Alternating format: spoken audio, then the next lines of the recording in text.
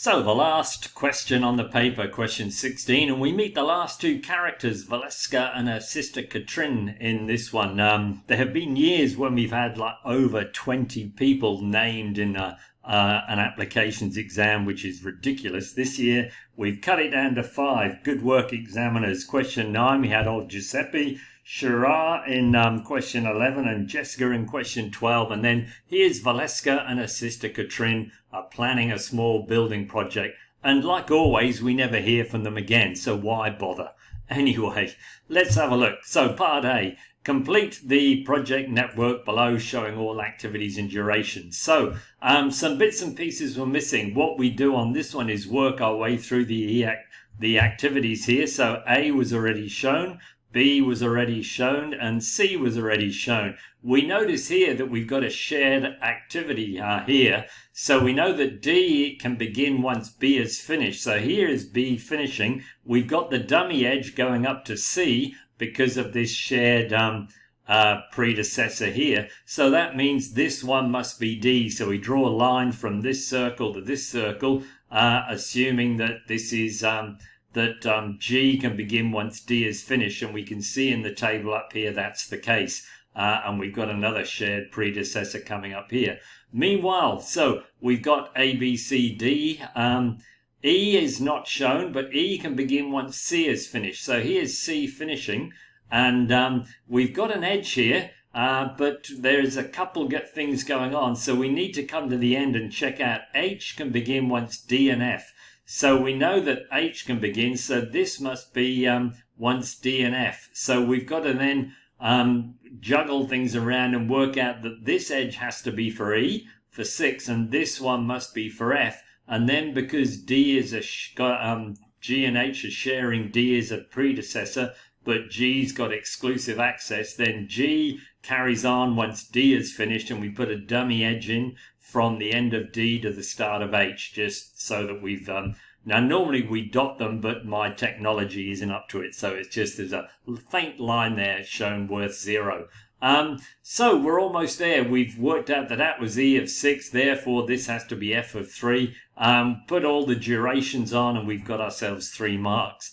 Then we move on to part B, and this is really a bit of a mark fest happening here. The reasons being we've got to determine all critical activities and the minimum completion time for the project. It's the last question, and we're getting marks thrown at us on part B and on part C. Let's have a look here.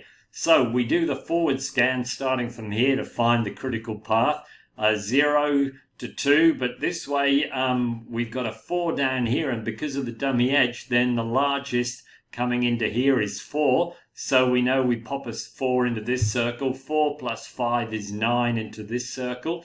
Meanwhile, we've got a 4 plus a 3 is 7 here.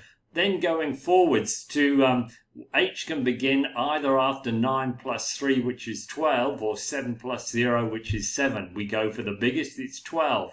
And then at the end, we've either got a 12 and a 2, 14, a 7 and an 8, a 15, or a 9 and a 6, which is 15. So we actually have 2 critical paths here. One from B, the dummy edge C and E, or B, D and G. But we're not asked that. We're just asked for all the critical activities. So the only activities that aren't critical are A, F and H. So we put down all the other ones, and the minimum completion time is 15 days. So that's part B, and then in part C we have to calculate the float times for each of the non-critical activities. And this turns out to be a piece of cake because let's have a look. Here's a copy of the diagram. We can see A takes 2 days, but it's start on day 0, end on day 4. Therefore, there's 2 days of float for that fella. Working through here, we can see that F, as we come around this path from the end of C to the end of the project, this is basically, we've got 6 days here, but this one's 5 and this one's 2. So basically we know that we've got 1 day of float for F, and we've also got 1 day for H. We can either delay F by 1 and keep H on 2, or we could keep F on 3 and H could go up to 3. And either way, we won't be taking this critical path out. So the float times for those jobs 1 day. Then over the page, Part D, if activity H is delayed by 3 days, what effect will this have on the minimum completion time and the critical activities? Again, I've copied the diagram over from the previous page just so we can see it with the question. So what's going to happen? H was 2. Now we know it's only got 1 day of float. So if we're delaying it by 3 days, then we know the minimum completion time has to increase by 2, up to 17 days. And that's the minimum completion time. And the critical activities now are going to be B, C, F, and H, because the critical path is now B, the dummy, but we don't list that as an actual activity, C, F, and H. So the critical path has come up through here. Part E, extra resources become available that can be used to shorten the duration of one of the activities, B, E, or F, by 1 day. Which should we choose and why? So let's have a look. Well, F on the original network, F isn't critical anyway, so reducing F will have no effect. So we won't go for that one. Reducing E, so where is E? E is up over here. It's on the critical path.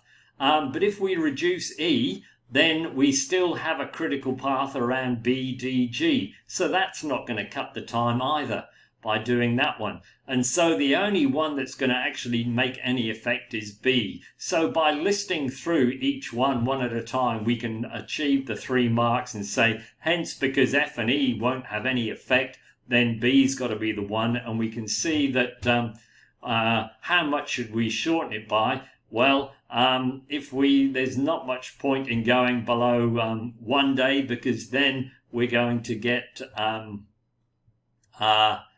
we're only allowed to shorten it by 1 day rather, so therefore the time is going to reduce down to 14 days. And that was the project network question.